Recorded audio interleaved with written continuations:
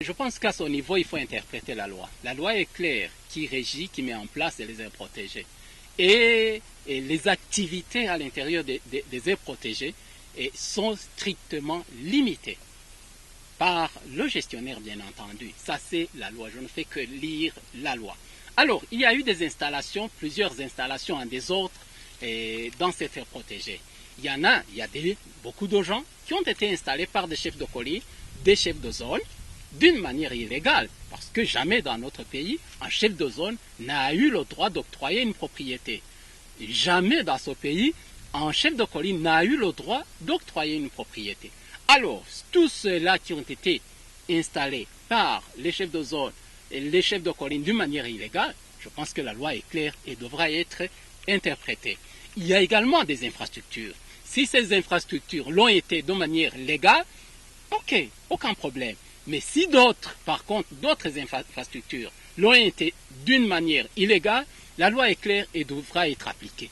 Nous sommes dans une période dans notre pays où la loi est en train d'être appliquée dans son intégralité. Combien de gens sont en train de détruire des maisons, des enclos qui ont coûté des millions de francs bouts parce qu'ils l'ont fait de manière illégale. C'est le moment à jamais d'appliquer cette loi-là dans les aires protégées, dans la gestion des aires protégées. Et la balle, il faut qu'on saisisse vraiment la balle au bon. C'est le moment à jamais pour que la loi soit appliquée dans son intégralité au niveau des aires protégées. Parce qu'il y a beaucoup de gens qui pensent que les aires protégées sont des sites qui ne valent pas la peine, ce sont des propriétés qui ne sont pas valorisées. Mais je dis, sans arbres, il n'y a pas de vie. Sans forêt, il n'y a pas de vie. Cela est valable pour notre pays, cela est valable pour le monde entier. Nous devons préserver les arbres. D'ailleurs, les arbres que nous avons, les forêts que nous avons sont en nette régression. Les aires protégées dans notre pays ne constituent qu'à peine 6%, un peu moins de 6% de tout le territoire national. La Convention sur la diversité biologique recommande aux États de protéger au moins 17% de leur territoire.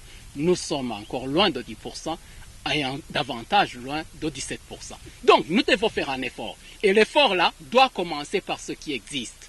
Les aires protégées qui existent, c'est 5,6%. On doit les préserver nettement et faire l'extension. C'est possible avec les massifs montagneux d'Oinanzergue et de Kivimbi et d'autres massifs montagneux et d'autres ici. Et même une partie du lac Tanganyika doit être préservée.